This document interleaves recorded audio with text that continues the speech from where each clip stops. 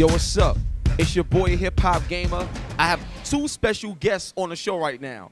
Now, the first special guest is the PlayStation 4 controller, son. Look at this. Wait, hold on, son. Look at the PlayStation 4 controller, kid. I'm massaging it. So you feel it? You see this? I'm touching. I'm holding it right now. So you see the light? Oh my God. I'm gonna just hold this the whole time. And the second special guest, which is an even more special guest, like I'm gonna let him introduce himself to you and let you know what he's doing, what he's working on, and what we're about to talk about. So my name is Ashraf Ismail. I'm the game director for Assassin's Creed 4 Black Flag. I'm honored to be holding the belt and to be able to speak about the game. We've been on it for a few years now, and it's exciting to be able to show it off. The first thing I want to talk about in this game is what Next Generation has brought to the franchise. Now, I saw a city, I saw a big ship fight, I seen so much. I saw a big whale jump out of the sea, I saw the weather change dynamically in front of my face. It was a sight to see, seriously. So the first thing I want to say is this. Like I said, off camera, I'm going to say this now on camera. From what I saw, I believe this map alone is bigger than Grand Theft Auto 5's map. You could go underwater. You got big sea battles. You got 50 locations. You got real-world locations. The map is huge. The cities is detailed. So, like, in doing a game so big, like, how does everything else around it changes as well in terms of combat, you know, side stories and side missions and things like that? It's so much now. So how does all of this play a part in the actual story that you're following? So when we decided to build the Caribbean world, you know, we pushed ourselves out of our comfort zone because we know how to build cities. But to build this big naval sandbox, you know, we looked at a lot of references. You know, I don't mind saying we looked at Skyrim. We looked at Far Cry 3. Yeah. We looked at Far Cry 3, which is one of our games, and we learned a lot from them. We even have a bunch of Far Cry guys working with us now on the team. Really? Yeah, of course. Exclusive, because I don't think nobody else knew that. You know, having these people with us, we're able to push the experience, the sandbox experience, having all these systems that play with each other. So, you know, what you saw in the demo today, you know, a Spanish ship and a British ship just happened to cross paths, and they went into a faction fight. And as a player, you can see this, you can avoid it or jump in the fight. You can, you know, plunder both ships or help one side over the other. So all of these, the weather, the harpooning system, everything comes together to create this sandbox experience. Now, of course, this is new for us in AC, to create a world this big and this much stuff happening.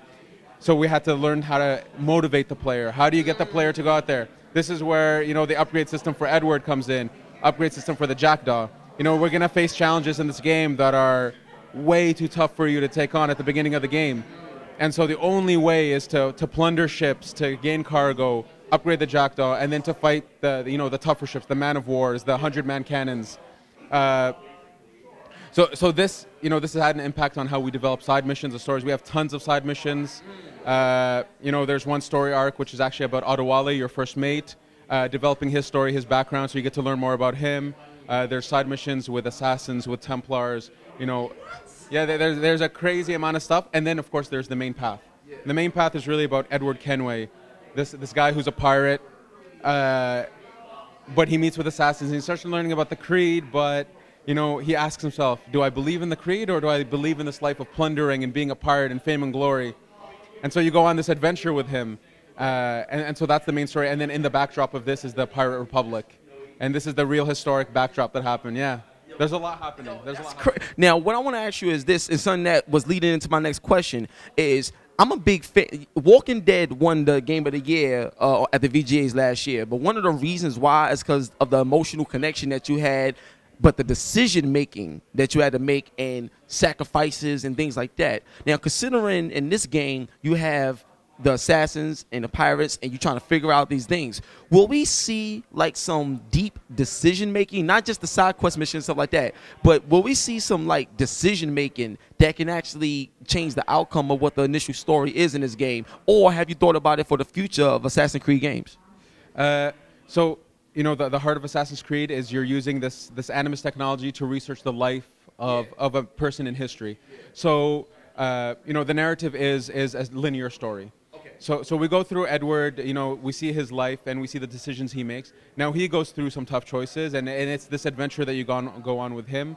So it's not necessarily part of the brand to have a story that has drastic arcs, For sure, on the side mission stuff, you see some ramifications of your choices, some actions you take. So at least it still exists. Yeah, yeah, and it comes in. But for the main path, because it's really about the history of the specific character, Edward does something really important for the Templars of the future, and this is why you're researching his life, because he does something really valuable. And so, because of this, it's not really part of our brand to have divergent stories. You know, it works for other games, and Walking Dead was awesome for it. You know, our stuff, you know, we're a big sandbox open world, and it's more about that. You know, we want the player to create their own story. Honestly, if you're someone who doesn't care too much for the story, but you just want to get lost in the world, we put a lot of effort to support that. You know, I've mentioned this before. We would love that you're going to start a new mission. On your way there, 45 minutes have passed. You're nowhere near the mission start, and you have no idea how you got lost for 45 minutes. That's awesome. We would love that, because you're creating your own story as you play with the systems in the world. Y'all don't understand what I'm going through right now. Like, for real, like, this game is such a level up from all your other Assassin's Creed games. Like, I mean, a huge next generational step. Like, you see it. So that brings me to some gameplay. Now, one thing I love about Assassin's Creed with the gameplay is I love the counter system, because I feel like you always have a way to win. You know what I'm saying? Even when you got multiple people coming at you. I love that. Now, I'm going to tell you something that I wasn't such a fan of, though, with Assassin's Creed. And one thing I wasn't such a fan of is how, like, I feel like sometimes I'm forced to do things a certain way, meaning that, like, there's times in, like, Assassin's Creed Revelations where I have to not make a certain noise or something like that to disturb somebody else, or else they'll automatically die. And I feel like I don't want to always lose a mission because I did something wrong. If a whole bunch of people's gonna come at me and try to kill me, or if I put somebody in risk, let it happen and just see what happens after that. Because one of the things about that particular gameplay is in Splinter Cell, when I was playing that game, they used to have it where if you get detected, that's the end of the mission. You got to do it all over again. But now, if you get detected, you just take it as it comes now that you're detected. And it made the gameplay more dynamic, even though you have the stealth. So when it comes to a gameplay element, like how are you attacking those issues? Or do you have to redo everything over again if you don't do it the way you guys set it to be? No. So when we started this game, we had a new philosophy for missions, which was give the player a super simple objective and let them achieve that objective as they wish. So we don't tell you, go here, do this, do that. It's really, here's a target, go at them. Any way you want. You want to be stealthy, you want to go guns blazing, whatever. It's your choice. And even beyond that, so now our stealth missions, when you get detected, you don't fail. Instead, reinforcements come in, and it's really tough. But the idea is we let you play with the system. You have a chance to survive. You have a chance to progress properly. If you manage to, so yeah, so again, we learn from our own games. Because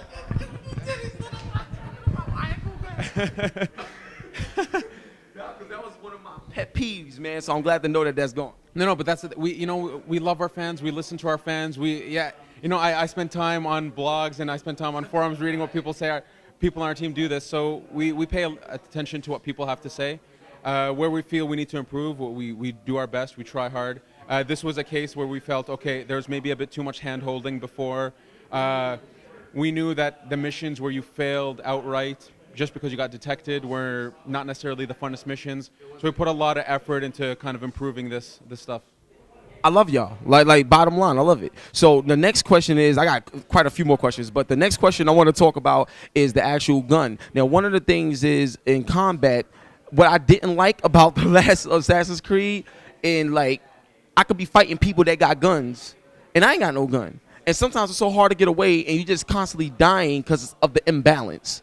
You know what I'm saying? So now that I see that he has a gun, is this something that he started out with? Is it a part of his regular like repertoire, having a gun, or is it something that you acquire later on in the game, or how does that work? And can we level up like all these weapons in terms of when you go to the stores where you could upgrade your material and stuff? Like how does that work with upgrading the guns? Like I love guns, so I want to know what's up.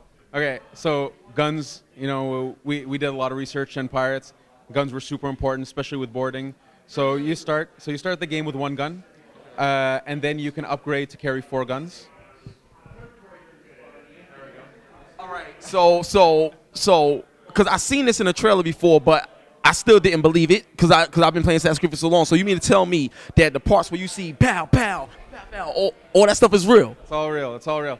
And if anything, you know, we've kind of just touched upon it, but you can upgrade to carry 4 guns. You can upgrade each the gun sets that you carry. You can upgrade them that they do more damage, that they shoot faster, they do all this.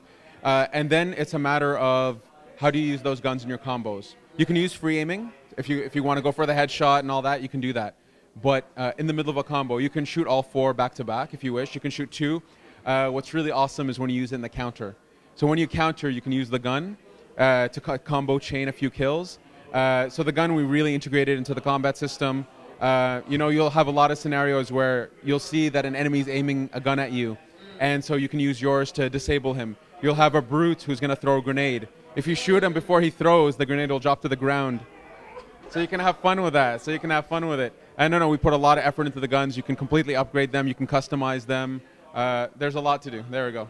I just had to hold it. I'm going to do this throughout the whole interview. I'm going to just hold it up throughout the whole interview. Oh, wait, my bad. I just started playing Assassin's Creed by accident, but y'all can't see that yet. But anyway, so another question that I have for you, and this is I forgot his name, but he was sitting there playing the game. What's his name? Karsten. Shota Karsten. He was telling me that when you fight in this game, like if you get hit or if something get detected or whatever, the bars start lighting up. Like what's some of the cool things you're utilizing with this controller, which is the best controller ever created, known to the human race in video games?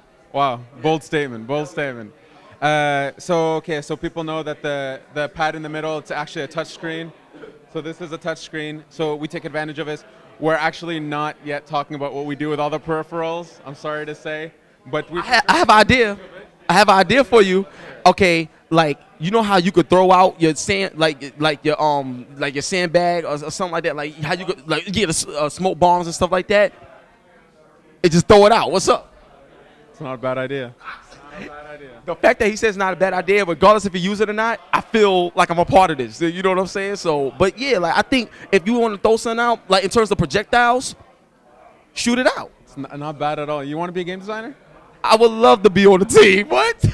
Y'all about to make another 10 million on this game anyway. It's actually not a bad idea at all. No, we take advantage of all the peripherals. On Wii U, on Xbox One, Xbox 360, of course, PS4. We do take advantage of the peripherals, but we're not yet talking about how we do it. Now, the next question I have is going to be a very important question, and the reason why it's very important because I know Assassin's Creed got a lot more to go, so we're going to see more of Assassin's Creed. Now, a lot of people that's not in the know like how we are in terms of doing all the research, when they see this game, they're going to be like, oh, it's amazing, it's huge and stuff like that, but a lot of people they looking for like that next generational graphical jump, like, and the graphics are crazy on here. Don't get me wrong, crazy on here. You see the hardwood of the damn gun, like yo, it look real. Don't get me wrong, the paint cutting, all that stuff. But what I want to say is this: from what I've learned in this industry, when you have a brand new engine that you create, you get more out of the stuff because when you create an engine for PS3 and 360, that's for that generation, and then when you move to the next generation, you can enhance things. But sometimes if you create a brand new engine, like how they got the Unreal 4 engine out there and all this other stuff, you could do a whole brand new level of things because of the new base that you're creating on. Do you guys got plans to bring out a brand new engine to rewrite the power of what we're going to see in Assassin's Creed games, going forward from now, or are you going to continue with the same engine that you have that you've been working with from last gen? So with AC3, they started pushing what we call Anvil Next, which was the next generation engine. So we took that engine. It's what we're using for AC4. I mean, when you take a look at this world, when you see how big the draw distances are, all the different locations, all the islands, and you can see the detail and the breadth of this world, you really feel okay, I get it. This is next gen. And we haven't even showed the jungles. The jungles, you can feel, you can feel the density. You can feel like the moisture coming off of the the ground and the leaves. A lot of effort's been put into this. For sure, we're constantly iterating on our stuff. We do have more Assassin's Creed to tell. We have a lot of stories to tell. Our fans ask for it, so we're going to give them what they're asking for. And of course, every time we make an Assassin's Creed, it's a multi-year project. So we've been on this for 2.5 years. When we ship, obviously, you know, I don't mind saying that the next ACs, you know, they're not going to begin when we finish. They've already been going for a while. And those, you'll see some insane developments. But I don't want to talk about that. We'll talk about AC4 for now. How about we'll stick to AC4? I'm so hyped right now. So I got a few more questions, and that's it.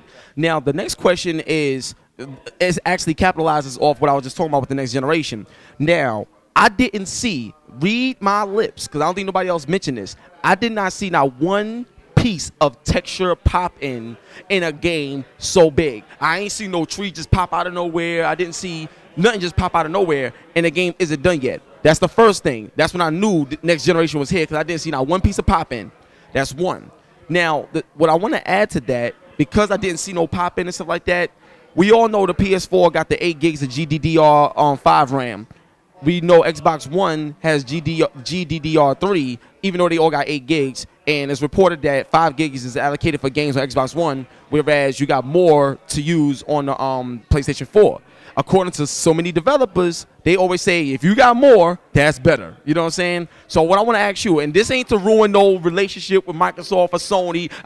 Y'all gonna make money on this game. Shut up. We all in this together. I got love for everybody. Jack Trenton, Aaron Greenberg, they my peoples. But we got to keep it real for the gamers who spend their money to buy these games. They want to know which one is the best one to get or whatever. From your experience working with Xbox One and PlayStation 4 and you being the game director on this title, does the PS4 truly handles certain operations or whatever better than the Xbox One? Is that a true statement because of the RAM that they use? Because that's what so many other developers said. I just want to see if that's true coming from you. Well, what I'll say is, it's a good question. You know what, honestly, when we developed AC, okay, we knew we were shipping on next gen, and so the engine is built that we can ship on multiple platforms. But the game that we ship, honestly, it's pretty much the same all across the board. So when we talk about load times, when we talk about this stuff, for next gen, for PS4, Xbox One, it's pretty much the same. I mean, okay, they're tiny, they're both really tiny, they're both really powerful machines. So, you know, I mean, we have a good relationship with both companies. I don't want to point at one over the other as much as you want me to. But honestly, for AC4, the game that we're going to ship for next gen, the main differences are going to be on the unique features per console. So for sure, for each one, we have unique features that support the peripherals, that support the extra features. And then at that point, it's really, you know, what of those features do you prefer? Are you an Xbox guy? Are you a PS4 guy? I mean, that's the player's choice. The game, at the end of the day, the core experience is the same across all platforms. I'll keep it at that. We'll talk again off camera. So I got 2 more questions left for you. Now, the next question, I think this is extremely important. So, are you familiar with Bungie's game Destiny? Of course. Okay, the reason why I asked you, because I felt when they demonstrated it at E3 on Sony's conference, I felt it was amazing how you started out with 2 people, y'all playing together. The next thing you know, there's a public event that happens, and now you got 20 people playing just instantly. It was just one of the most insane things I've seen in gaming, period. Considering how big Assassin's Creed is, and Assassin's Creed Brotherhood, I believe, is the first time, I could be wrong, but I think it's the first time you was able to call on assassins and have assassins come out and stuff like that. This game would be so dope if we could have co-op or have people join in, and let's say I need some help and I got my friends that can go assassinate somebody for me, but it's a real person doing it instead of me telling the computer to do it. Or we could actually fight together. Because what I noticed in Assassin's Creed games, all of them, when I'm fighting and stuff like that, the AI is good. Don't get me wrong, the AI is really good. But to have a human AI next to you with all these big battles on a ship and everything like that, talking to them, but it'd be a real person, oh man, like you know that'd be crazy. So my thing is, considering cloud technology and what the next generation represents, even if it's not this AC, will we see that? Like I mean, that'd be a dope idea. Not just in multiplayer, but in your story, in your own personal experience, being able to have people jump in your game, assassins go everywhere, things like that. You know, I mean, I don't want to say too much about the future of the brand, but for sure, co-op is super important. Online, especially with next gen, online is super important. So yes, I would not be surprised at all if in the future that you see co-op is much more integrated into the main path, into the main story. that multiplayer itself is becoming more part of the core of the experience. You know, in our case, we did, I don't mind saying it, we did try to have naval multiplayer in the game world. Unfortunately, with you know, trying to build a pirate game with land, with naval, with underwater, with all these different locations, to do it properly with the proper polish on it, we wouldn't have time for this game. But honestly, if this is something people love, and if we see there's a really great reaction to this game, you know, for sure, I wouldn't be surprised if we pushed in that direction. I'm telling you. That'd be great. So for the last question right now, now you can go underwater. Is there underwater combat, or is it only underwater exploration? It's mostly exploration, but you do meet dangers underwater. It's the Caribbean. They're sharks, right? Okay. So not to ruin the surprise, but you do interact with sharks. Oh, wow. So we're going to leave it at that. So I want to say one love, God bless, PlayStation 4 controller right here, son. But truthfully, this game was truly amazing to see the demo that they showed. It was like to be up close and personal with it, legendary. They're going to make another 10 million plus. This game is incredible. So thank you so much. I appreciate you, man, and God bless, man. It's your boy, Hip Hop Gamer, Assassin's Creed 4, Black Flag. When can we expect it? North America, October 29th on all available consoles. October 20th. Hold on, wait, hold on. You said October 29th on all available consoles? Because I heard a rumor that PS4 may be coming out in October. I cannot confirm or deny such rumors, but whatever consoles in the market will be shipping. All right, cool. I tried, y'all. I tried. All right, cool. I'll catch you later. Peace.